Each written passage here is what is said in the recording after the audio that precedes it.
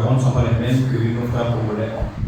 Donc il est important, il est nécessaire de connaître comment fonctionne d'abord le territoire dans lequel on développe notre musique.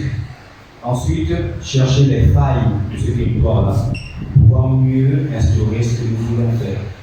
Je prends un exemple simple. Au Gabon, par exemple, la musique n'est pas valorisée. Ce que nous disons, moi, en grandissant, on m'a toujours répété, je vais faire la musique pour faire quoi? Parce que tu ne vas jamais vivre de ça. J'ai été élu ferme, je ne sais pas trop pourquoi et comment, et je suis arrivé jusqu'où je suis aujourd'hui. C'est vraiment la foi, si je peux dire ainsi. On inculque à nos enfants depuis la petitesse que la musique ne paye pas. Donc, quand on regarde l'étude des territoires au Gabon, la musique ne paye pas, il n'y a aucun avantage. Même s'il faudrait voir au niveau de nos artistes gospel, on n'a pas vraiment un artiste qui représente le Gabon à l'international. Donc, nos conditions sont très différentes des conditions des autres. C'est d'abord ça la prise de conscience, l'étude des territoires.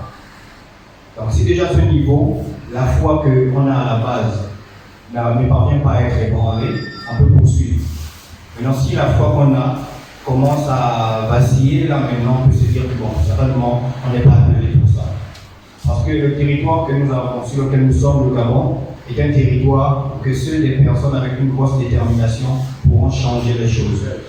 Voilà pourquoi au Gabon on retrouve beaucoup de musiciens talentueux, mais qui ne peuvent pas ressortir le plein potentiel qu'ils ont parce que tout part par le sacrifice à la tâche. Dans un endroit où tout est encore à faire, il faut des personnes pour se sacrifier. Il faut des personnes pour payer le prix. Et quand je parle de payer le prix, il y a beaucoup de langues sur lesquelles on peut essayer de s'éterniser et discuter. On pourra comprendre en fait qu'il n'y a pas seulement que les nuits de répétition, il n'y a pas seulement que les nuits de taf pour pouvoir maîtriser peut-être la souplesse des doigts pour les pianistes, l'oreille pour les musiciens chanteurs en général. Bon, je pense que vous comprenez un peu de quoi je parle. C'est ça? Ok, merci. Donc, le sacrifice est très important pour pouvoir développer ce que nous avons comme talent, ce que nous avons comme volonté. Je veux devenir par exemple un pianiste, ou je veux peut-être devenir le meilleur pianiste du Gabon. Exemple. Si je ne me sacrifie pas pour ce que je veux, après l'étude des territoires, après avoir compris les failles de mon territoire, si je ne me sacrifie pas pour pouvoir obtenir gain de cause, personne ne le fera à ma place. Personne ne viendra réaliser ce rêve à ma place. Et on passe directement à l'amélioration des conditions de travail. Travailler tout le temps dans les mêmes conditions, c'est, je dirais, c'est se faire du mal. C'est se faire du mal pourquoi? Parce que si je suis avec mon instrument à la maison, premier mois, deuxième mois, troisième mois, même si je deviens dans mon nombre le musicien le plus rapide, le musicien le plus développé au niveau de l'oreille, j'aurai un frein quelque part.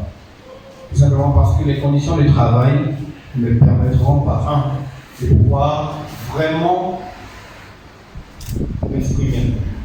Alors s'exprimer, pour ceux qui font de la musique sans la présence, savent qu'il y a une différence lorsqu'on joue seul, il y a une différence lorsqu'on joue devant les gens.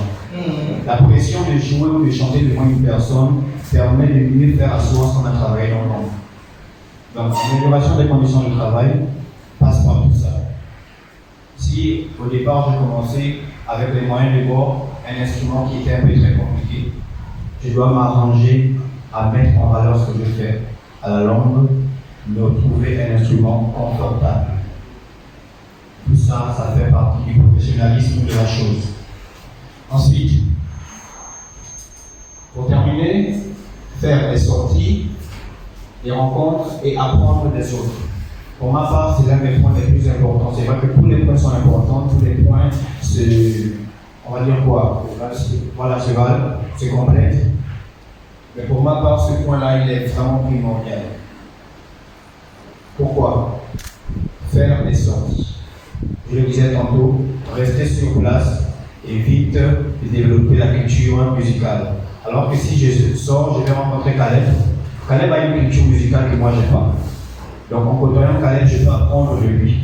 Et ça me fait un plus sur le niveau que j'ai déjà. Deuxièmement, faire des rencontres. Donc j'ai parlé tantôt de rencontré Caleb, mais en dehors de Caleb, il y a plusieurs autres personnes. Ce qui fait vraiment le mal pour nous, les musiciens gospel, j'ai eu le temps de rencontrer un peu ceux qui font de la musique urbaine, donc la musique qu'on appelle entre griffes la musique du monde. Ils n'ont pas ce que nous avons dans les églises. Dieu a mis quelque chose en nous, mais ce qui nous manque, c'est de pouvoir utiliser les atouts pour développer cela. Les musiciens d'église, chanteurs comme instrumentistes, sont de très loin plus talentueux que ceux qui jouent dans le monde. Et le véritable souci, c'est parce que nous ne savons pas être professionnels. Être professionnel, ce n'est pas être le meilleur musicien en termes de présence, mais c'est de savoir ce que l'on veut et d'être aussi ordonné et rangé dans ce que l'on veut. On a un gros souci. Les doctrines empêchent beaucoup de jeunes musiciens de collaborer entre eux.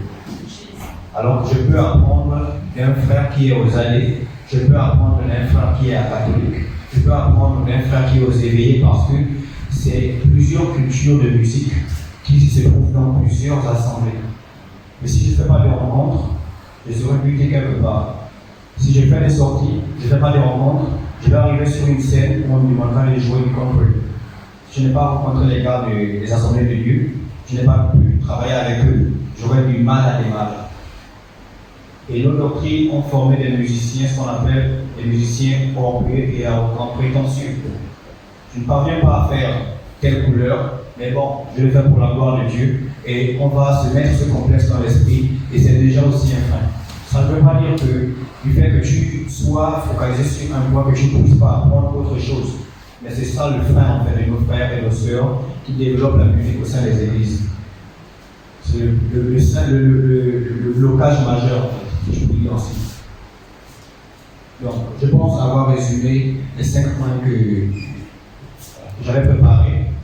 Donc, en résumé, la prise de conscience. Qu'est-ce que je veux réellement? Est-ce que je suis appelé à faire ce que je m'engage à faire? Parce que si je ne suis pas appelé à faire, je vais perdre un temps précieux alors que je pouvais consacrer ce temps ailleurs. Deuxièmement, l'étude du territoire. Nous sommes au Gabon. De quelle manière est-ce que je peux facilement développer mon potentiel? De quelle manière est-ce que je peux améliorer mes conditions? Et tout cela passe par des sacrifices. Qu'est-ce que je dois faire? Ensuite, l'amélioration des conditions de travail. Et pour terminer, faire des sorties, faire des rencontres. Je vous remercie.